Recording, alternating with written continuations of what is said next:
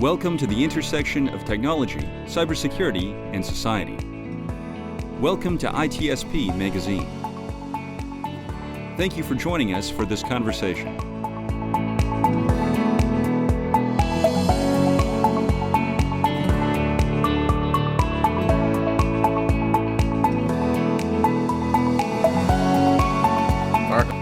Sean. I have to run really fast backwards. To catch up with yourself? I have to catch up with myself, and I want to keep moving forward, but I have to look behind to see what might happen from things in the past that could bite me in the butt later.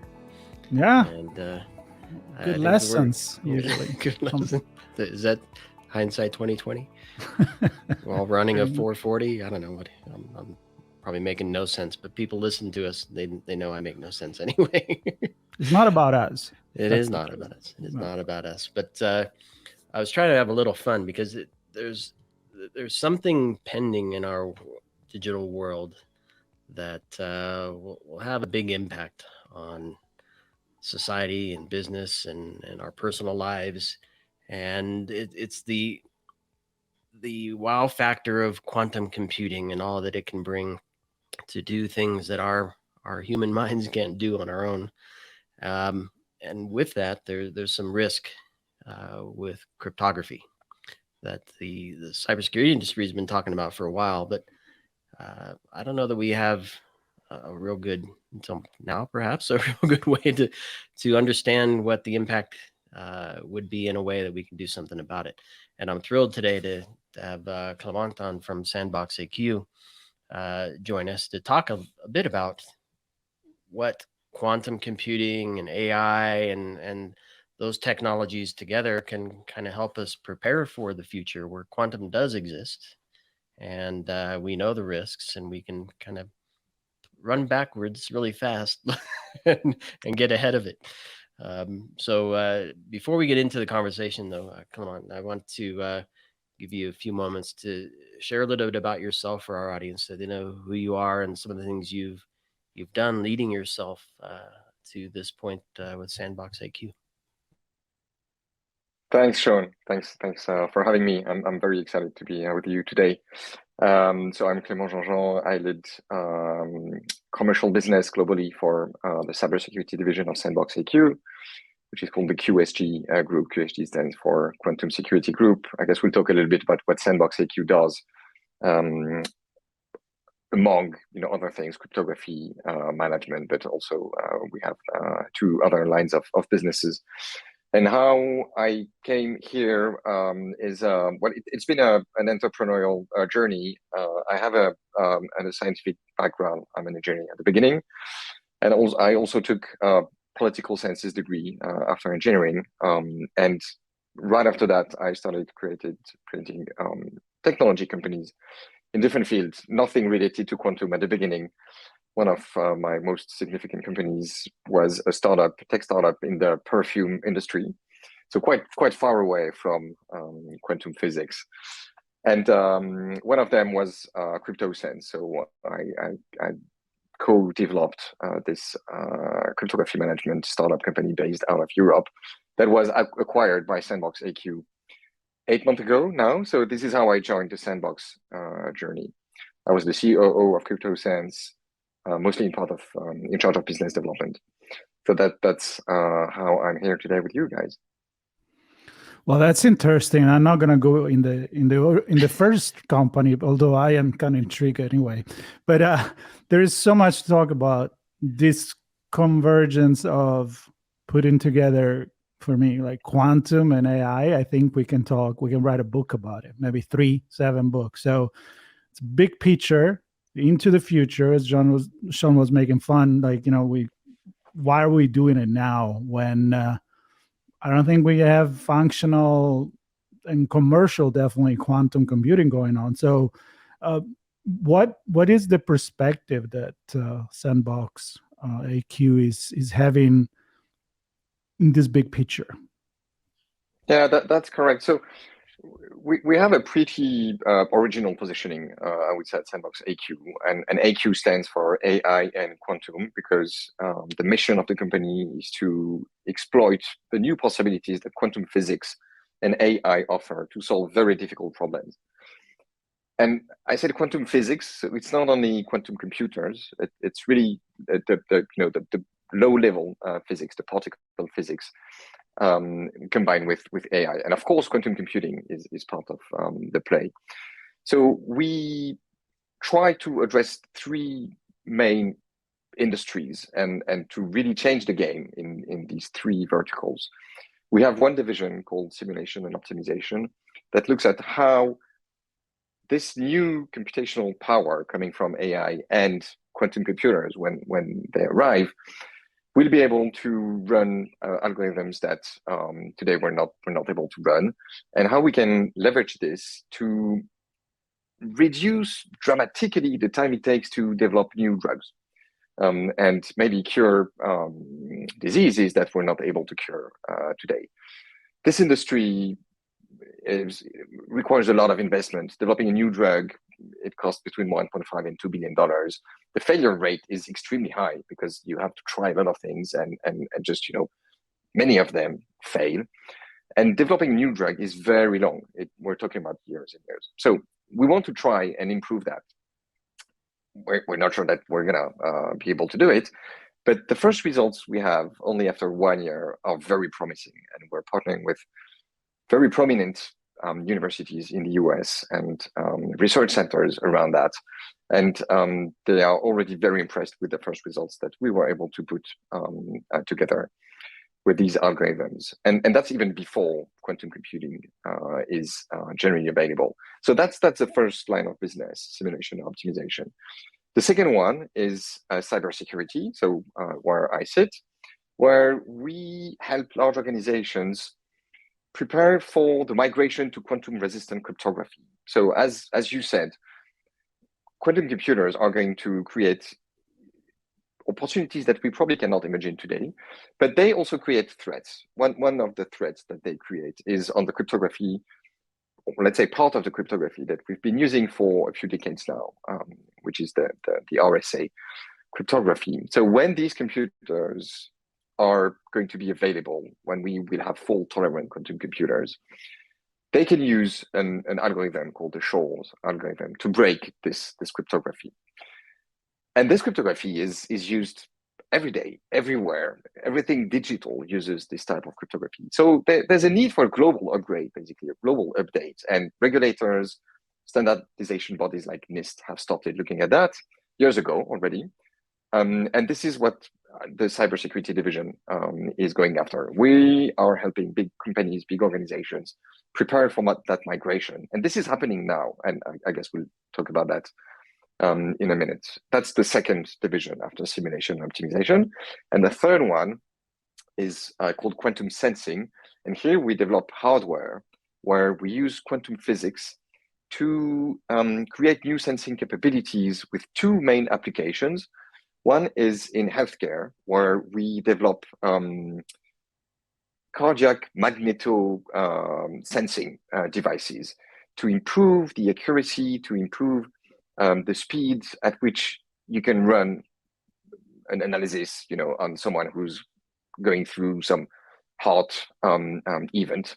And when you need to determine whether it's severe, is it a heart attack, does the patient need surgery or not? Today, this can be very long because you need to prove several assumptions one after another. And we're trying to replace this with this magnetic field sensing device and deliver a diagnosis in something like 1 to 2 minutes. A second type of sensors that we're developing is used for terrestrial navigation. Today, we mostly rely on GPS. Everyone is using GPS. Even the military are using GPS. But GPS is very vulnerable because satellites are vulnerable. Because GPS can be scrambled too. And today, if you go to Ukraine, there's no GPS anymore because it's completely jammed by the Russians.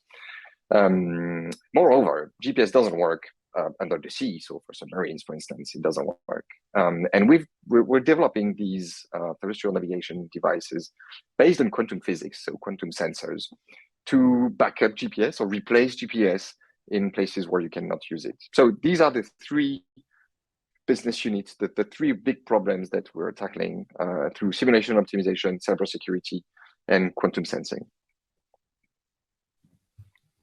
And what? I'm going to hold the vision. Let's stick with kind of the current state, or perhaps a look into the past, because I mean, as I mentioned as we started talking, that the understanding that cryptography will have some challenges when quantum computing comes around.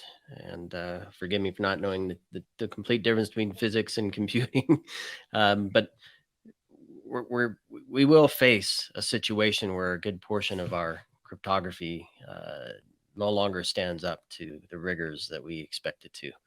And how, obviously the security industry is talking about it, but how are cyber criminals kind of using this understanding to their benefit? Because let's face it, cyber criminals always leverage technology and leverage information and have a view of the future to how they're going to make money as well. What's their view of this? So there are, I think, several questions in this one. One is, how can quantum computing be exploited someday, and what threat it represents today? And the second question is the timeline, I think. So when do we need to worry about that?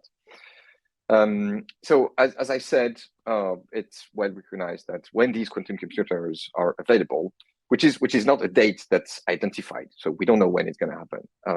There's a global scientific consensus to say that this is happening. Some people say it's going to be in 8 years. Some people say it's going to be in 15 years. Some people say it's going to be in 50. Some people, less and less, say it's never going to happen.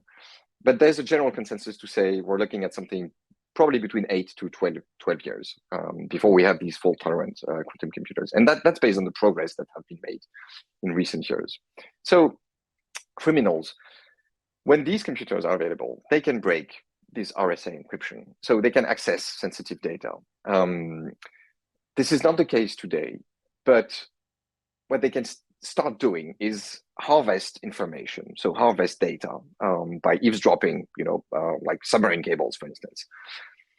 So one threat that is well identified today, and people call that the harvest now, decrypt later threat, is that these criminals or state actors could collect data, store it for many, many years.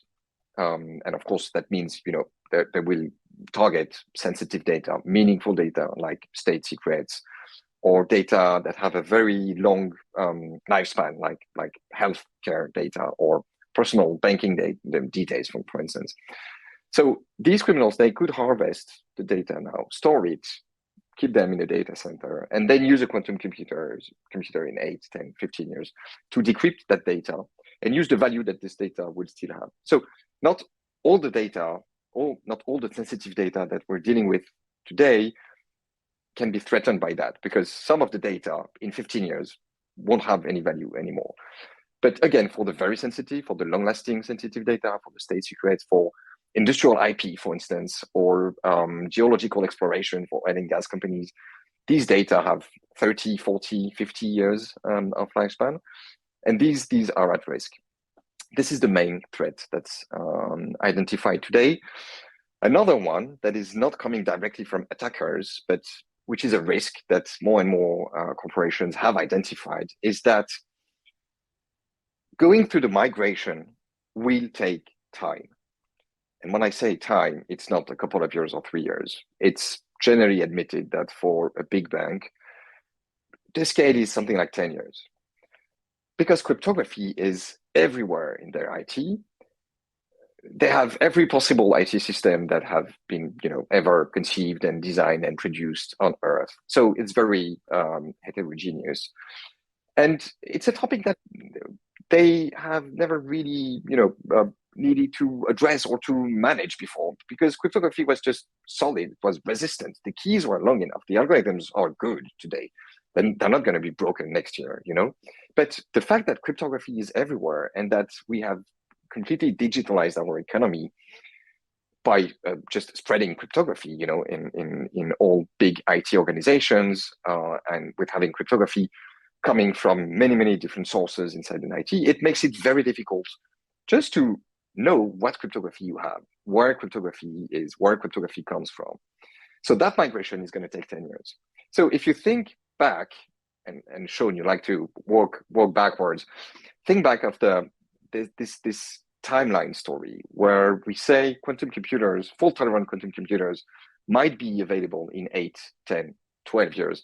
And actually, when this happens, we might not know, because the first organization, the first country, that we have this computer, maybe will want to keep this as a secret, because that's a huge advantage. So when this happens, you need to be ready before that. You cannot start the migration when someone says, "Hey guys, I have this computer," because if it needs 10 years, then you're 10 years late, and all your sensitive data is broken and accessible. Well, I have this picture in my head of the movie Back to the Future, where the characters start disappearing from a picture in the past because they never happen in the future.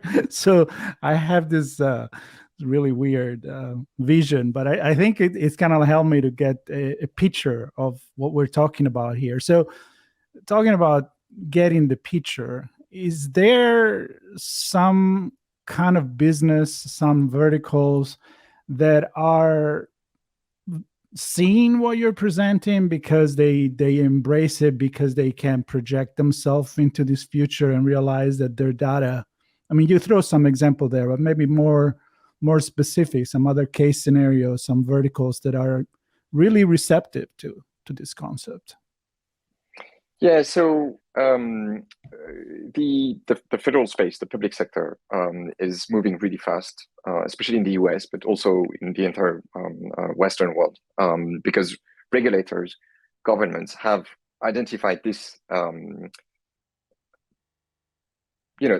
development of quantum computers as both a threat for the security of their data, but also as an opportunity, because they can solve these big, complicated problems. So when you deal with, let's say, complex logistics issues like running an army, or running scenario for a war game, probably the first one where there's a valid quantum computer running, that's going to be a huge advantage. So governments, regulators, they have started creating a framework.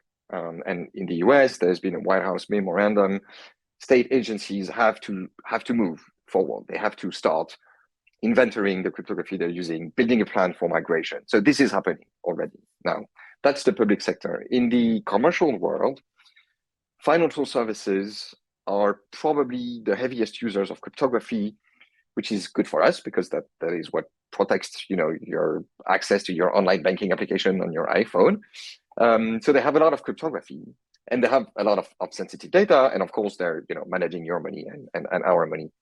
So they're very sensitive to that, and the journey has started there too. Sorry. So in the US, large banks, they are all moving forward and building a plan to migrate to post-quantum cryptography, again because they know it's going to take 10 years, and that they have to start now, and also because they're seeing short-term benefits in getting this capability of inventorying cryptography, getting visibility. Maybe we can say a word about that.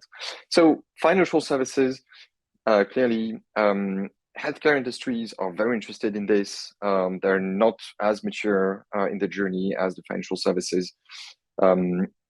Telcos to secure their networks, because they're operating these physical networks where they're using a lot of cryptography also to authenticate communications and authenticate users, which is going to be a vulnerable point to quantum computers. So telcos are very interested in starting upgrading their network now, also because they know it's going to take a few years.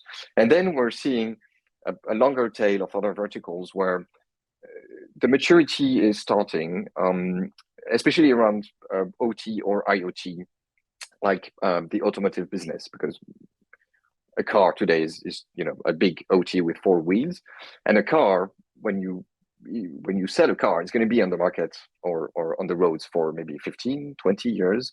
So that's part of these objects that you need to think now about how you're going to update them in 10, 12, 15 years. Oil and gas are interested in this too. And some of these verticals, they're also looking at the opportunities, that they can get from quantum computing. Like, can they improve exploration for oil and gas or drilling, scenario? And for healthcare, of course, can they improve the way they discover drugs? So this is the landscape basically today as we see it at SandboxAQ. So I love that broad view of the different sectors and the things they have to think about.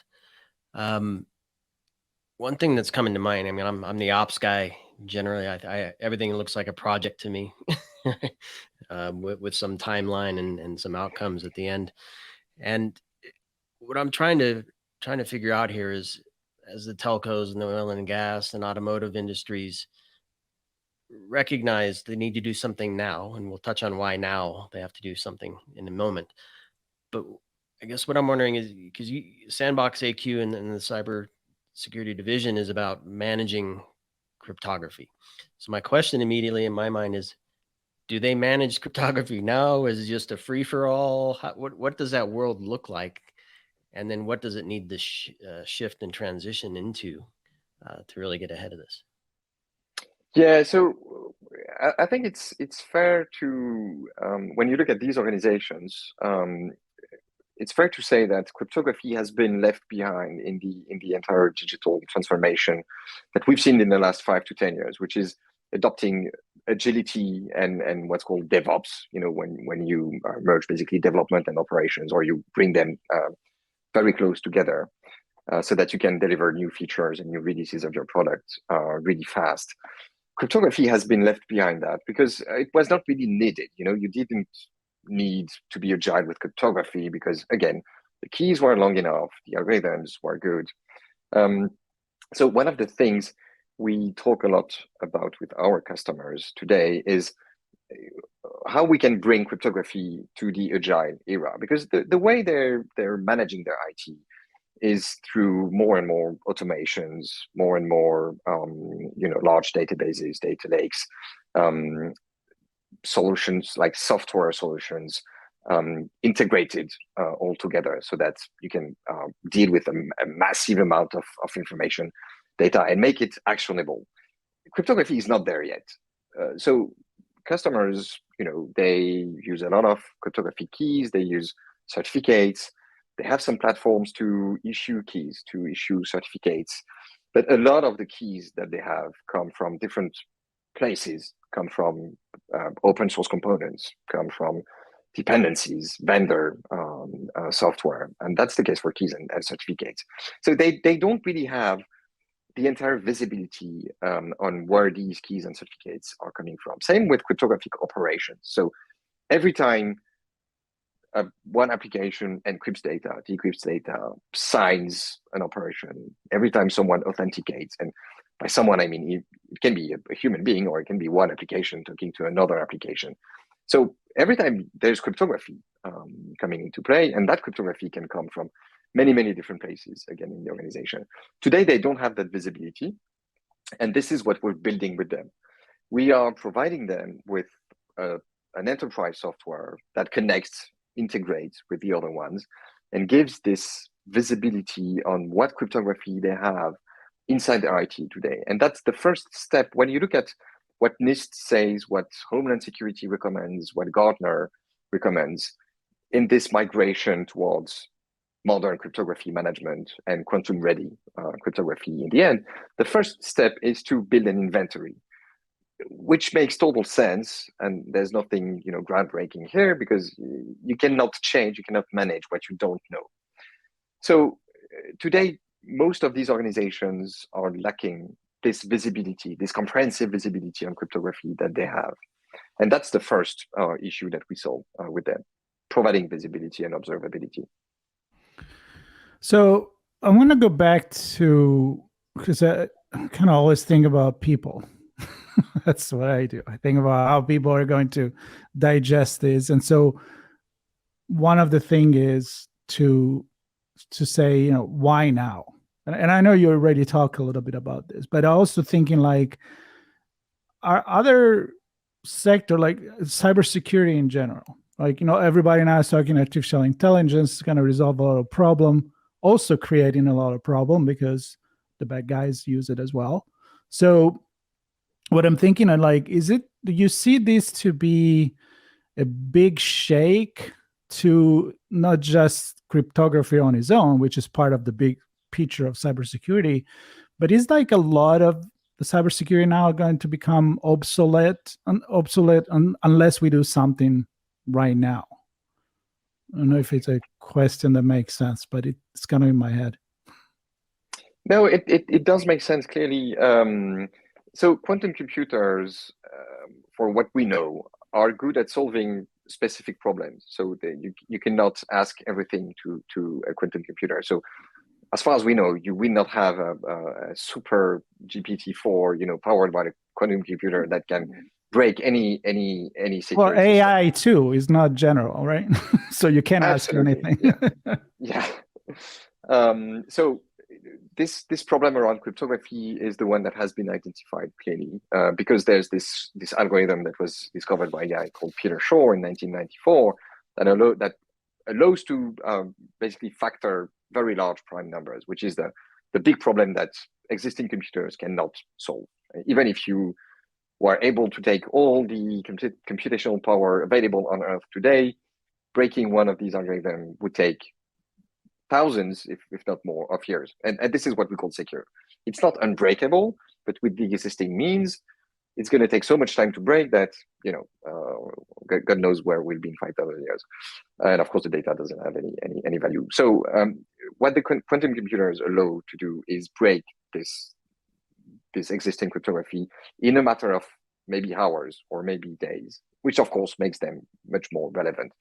Other dimensions of cybersecurity are not directly threatened by that, as far as we know today. So I'm gonna go back to the ops because that's where I like to live. And the security suite, the SandboxAQ security suite, is comprised of many elements riding on top of an architecture. And what I'd like for you to do, if you can maybe paint a visual picture for us with words, how this fits into an organization. There's the discovery and inventory and management all the way through to remediation. Maybe the first question is, who in the organization kind of oversees this? Who are you speaking with to tackle this problem in the organization? And how does that fit into their processes and their teams and existing technologies? Yeah, so typically our customer is the CISO or the CISO team, so the Chief Information Security Officer in an organization. As you said, our software is like many cybersecurity software, basically built on 3 modules. One is about discovery, so collecting information from the IT. Second one is storing the data that we've collected, controlling the data, running analysis on the data, issuing reports, automating the creation of reports like policy enforcement reports or performance reports. And the third block, so after discovery and control, the third block is remediation. The way it's deployed today with our customers, it's mostly on-premise because the nature of the data that we collect, in most cases, is highly sensitive. Information about how a big bank encrypts data or manages keys is not information that they want to send in the cloud. So the software is deployed on-premise. And one of the key considerations or needs that our customers have beyond the core features that I've just described, so inventorying cryptography, analyzing it, and remediating, is around integrations. Because again, they don't want to deploy something that's going to be a standalone system with its own dashboard and that is going to require dedicated workloads. That doesn't work today in a big IT organization. All of them are moving to DevOps. All of them are moving to automation. So we have to integrate our software with their existing IT management solutions. So typically ServiceNow, for instance, typically Jira, to manage tickets or remediation, or Splunk, Elastic, this kind of thing. That's for the IT management system. Even for the inventory part, so collecting information from their IT, they want us to integrate with the systems they already have. So when they have an endpoint manager, of course, we will integrate with the endpoint manager, and we will leverage the existing scanners or sensors that they have deployed across their maybe 500,000 endpoints or 1 million endpoints. We will leverage these existing sensors to collect information about cryptography, either by just taking the data that's already available or by deploying an additional package on this sensor. We have integrations with a very widely deployed solution called Tanium, for instance, in the endpoint management sphere. So this ability to integrate with existing solutions is really key to our customers. And maybe I can provide a little bit more detail about what type of information we collect, how we build this inventory, because an inventory is only as good as it is comprehensive. If you're missing half of the cryptography that you're supposed to monitor, then there's no point in having an inventory. So we combine different discovery tools and 3 dimensions, as we like to describe it. We collect information from the network. So we look at how information is encrypted when it travels on the network with something that's called a network analyzer. Then we collect information from file systems or containers with a discovery tool that's called the file system analyzer. And this one parses files and looks for keys, certificates, cryptographic libraries, and it's trained to identify those cryptographic artifacts, those interesting artifacts. That's the second analyzer that we have. So network analyzer, file system analyzer. The third one is called an application analyzer. And this one looks at how cryptography is performed inside application at runtime. It doesn't mean in production. Runtime, in all cases, it's in pre-production or in development environments. But what's interesting here is that when you are able to observe how applications do cryptography, so how your data is encrypted, decrypted, how application authenticates between one another, this is where you have this very deep visibility about where cryptography comes from. Is it coming from a third-party component? Is it in your code? Is it a dependency?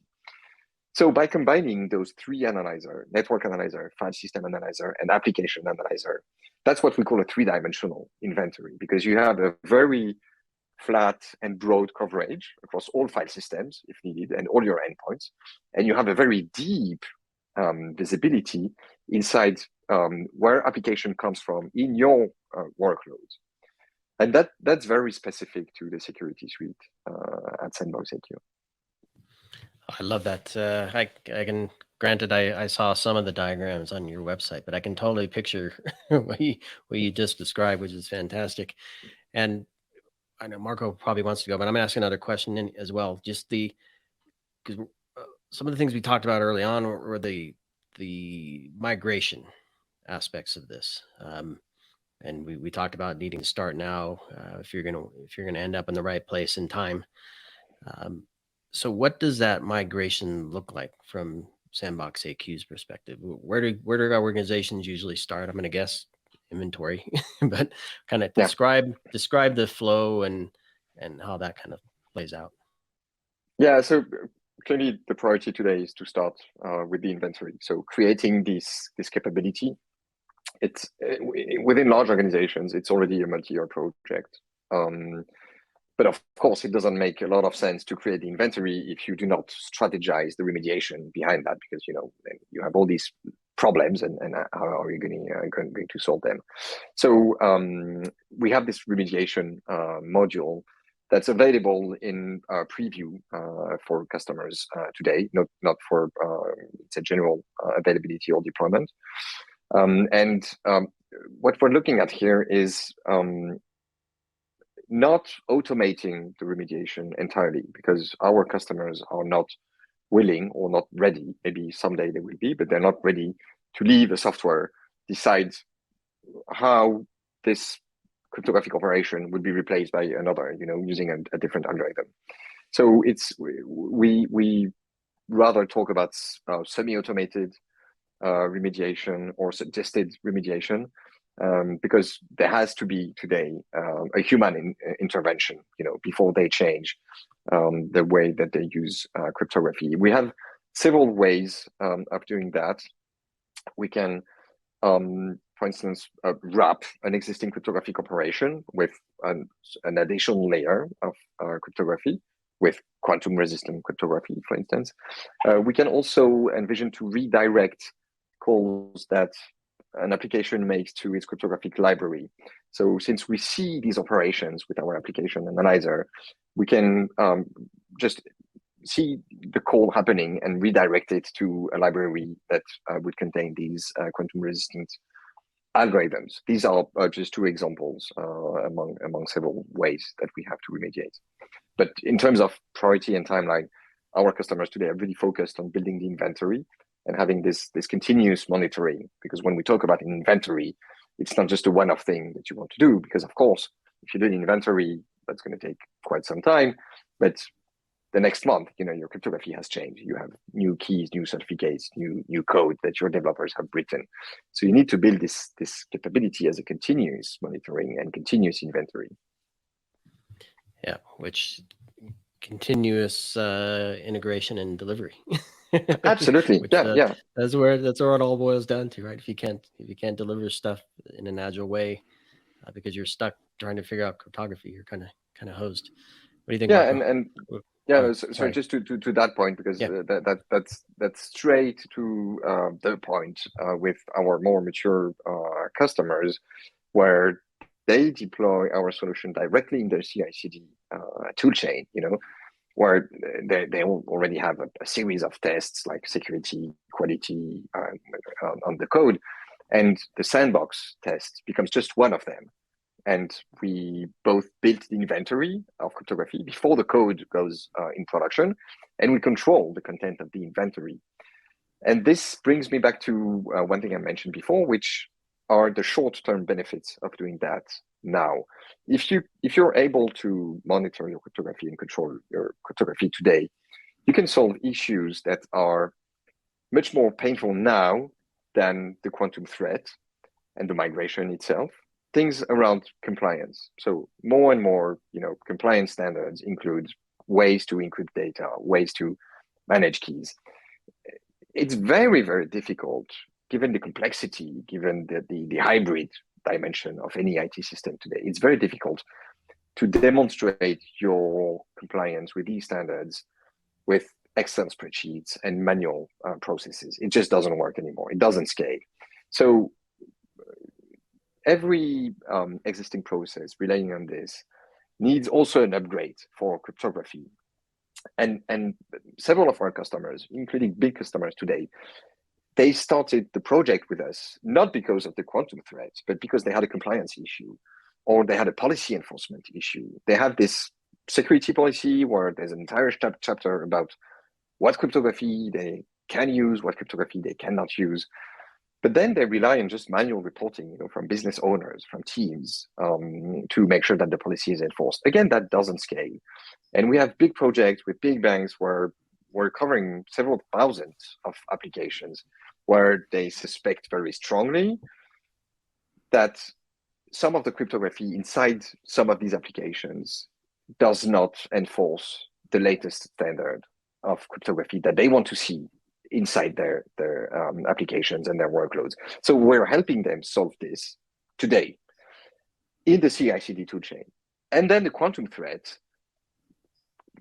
becomes part of the project, because they say, oh, okay, we're deploying this cryptography management tool, and we're going to kill several birds, with the same stone. We're going to solve this compliance issue. We're going to have a better policy enforcement. We will have more visibility on certificates. So we will reduce the number of outages, created by certificate expiring.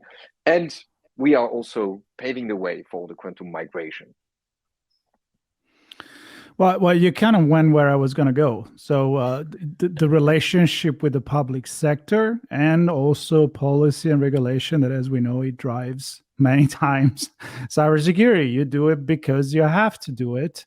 But also, I think there is definitely a role into the government in having a vision and a plan into this. You mentioned NIST, for example, which, it's kind of like the standard. So what's your relationship with government, and do you see regulation actually coming along with your message and your mission and vision?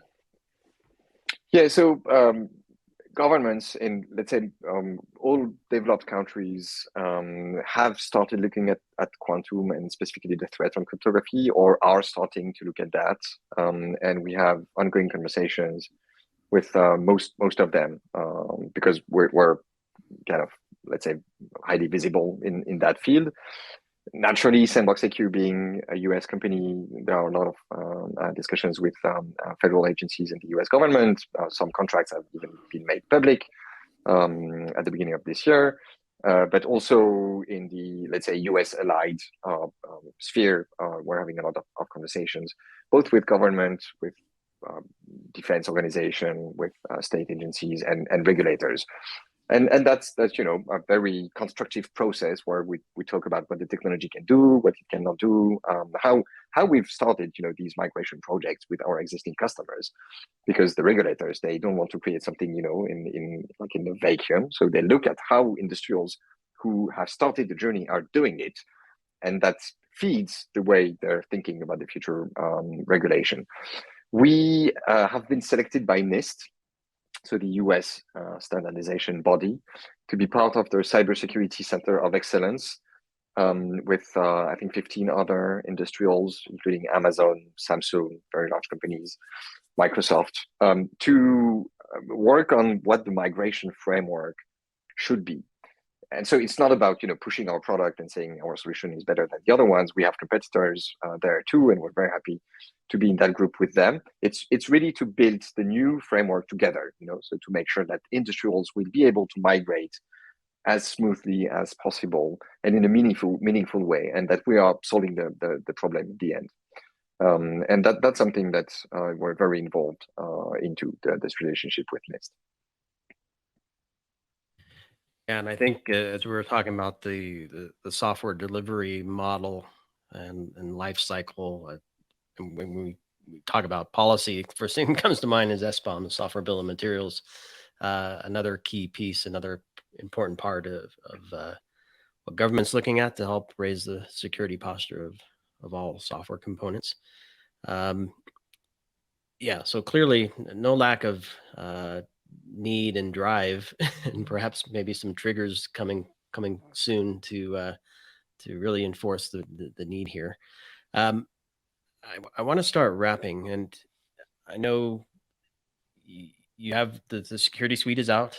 People can get a preview, they can get a demo. I mean, clearly start the migration now. That's the message I'm hearing, to get that visibility, get the assessment and the analysis so that you can take some remediation actions within your environment. Plug it into ServiceNow and Atlassian and see where you're sitting, right? So how do people actually do that? Come on. So the discovery and the control center modules can be deployed at scale today. We're deploying it in project with several hundreds of thousands of endpoints covered in very large organizations. The remediation part, as I said, is available in preview today.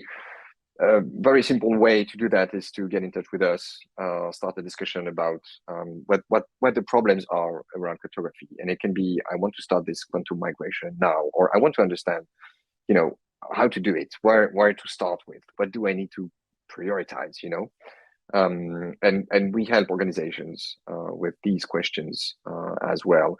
It can be something around, okay, there's this quantum thing on the horizon that the board has identified, we need to address that. But we also have a key management problem, or we also have an issue with policy enforcement. So how can we build a project where we get these short-term benefits, low-hanging fruits, business value, in 1 year, in 2 years. And at the same time, we will be ready for the quantum migration when needed, and starting probably maybe in 3 years, something like that.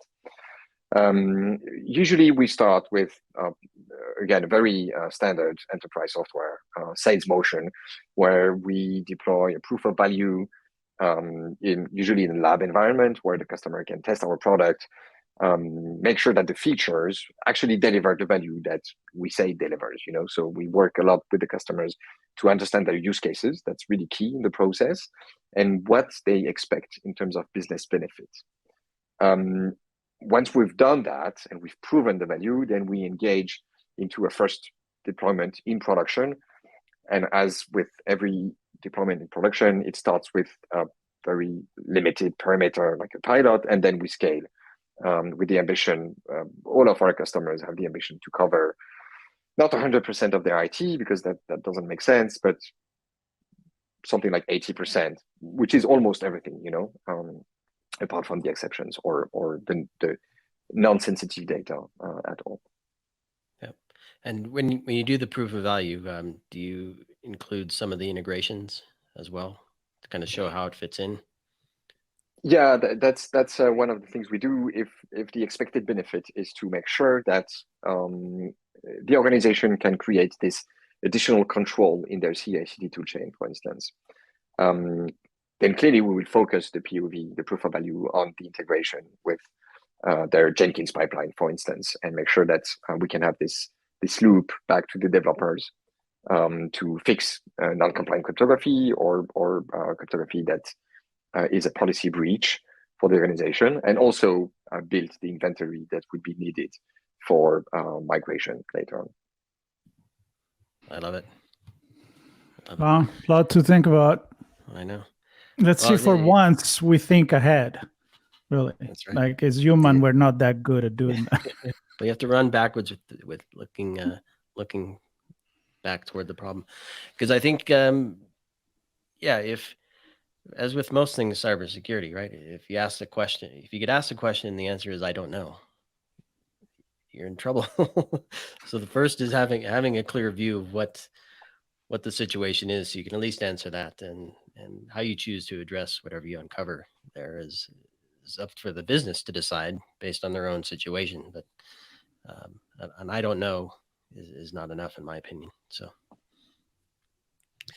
All right. Well, Clément, it's an absolute pleasure chatting with you. Great to hear this SandboxAQ story, and congratulations on the delivery of the security suite and the new division, and all that has to come, all the goodness coming from the three divisions, sensing and simulation and cyber all together. I'm excited to see where things head for SandboxAQ as a whole. Well, thanks a lot, guys. It's been my pleasure to be with you today, and I'll be happy to do that again anytime. Lovely. If you want to know more or deep dive on one of these topics. It's a big conversation. I mean, my head is spinning into much larger scenarios, and how this is going to apply to everything really in our life, in our business, and the way we behave. Just kind of like another digital revolution, maybe even bigger than what we've lived so far, and that's a lot already. So just a reminder to everyone that all the links and to learn more and take action and get in touch with SandboxAQ will be into the page that we're dedicating to this conversation, and hopefully, again, many more, because there is a lot to talk about. So again, thank you so much. It's been a pleasure. Thank you, guys. Thank you.